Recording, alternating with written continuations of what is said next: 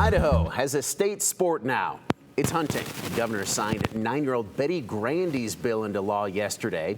Also, public schools will now be required to start the day with 60 seconds of silence. That's also a law now. Here's more from week 10 of the legislative session in case you missed it. Starting with one of the session's bathroom bills, House Bill 752 would make it a misdemeanor to use a bathroom, changing room, or locker room that doesn't align with an individual's gender assigned at birth. If it's a repeated offense within 5 years, it then becomes a felony, potentially punishing an individual to upwards of 5 years in state prison. The bill's sponsor and supporters say it's about protecting women's spaces. Critics are worried this would just be confusing for law enforcement. We're about to create a crime when there's no criminal act. All they want to know is that people are being asked to leave before we just call the police. Hello, police. There's a woman in my bathroom. Well, did you ask her to leave? No, but you should come and arrest her.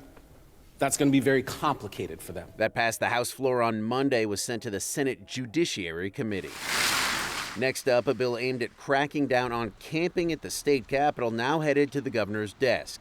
Under House Bill 603, people would not be allowed to set up any type of tent or enclosed shelter on state property-owned land like the Capitol or courthouse from 9 p.m. to 6 a.m. It also defines what camping is in Idaho law. So camping would be to, quote, erect tents or other enclosed structures on state-owned or leased property. The bill's sponsor says this is not aimed at a particular group, but rather any protesters who have overstayed their welcome on Capitol grounds. We had legislators that were being harassed as well as the public. And we had people coming over and using our bathrooms in the Capitol for washing and brushing their teeth. There was damage that was done to the lawn and to the shrubbery and the trees that were there. That was sent to the governor's desk. Now to some of the fails this week. A bill that would address Idaho's rat problems is not going anywhere. It failed to make it off the House floor on Tuesday. People who fought for this legislation say roof rats and Norway rats are a growing issue for people who live in spots like Eagle or Garden City. Under the bill, if a city or county had a rat infestation, the state would develop a plan to eradicate them.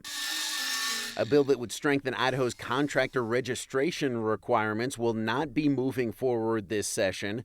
That's according to the lobbyist behind the bill. House Bill 768 would have amended Idaho's Contractor Registration Act by clarifying certain registration requirements. Contractors in Idaho would have needed to provide a physical address as well as necessary documents if the contractor is under investigation. It would have also implemented a 3-strike rule for bad actors. And a second Kratom bill to make its way into the Statehouse was held in committee this week. This bill would have completely banned Kratom in the state.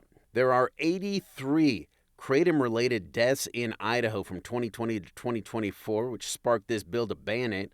One mom who lost her daughter to Kratom says a ban is necessary, but others say they use Kratom every day for pain and cannot live without it. Kylie died at 23 years old of acute migraine intoxication, the primary active component of Kratom.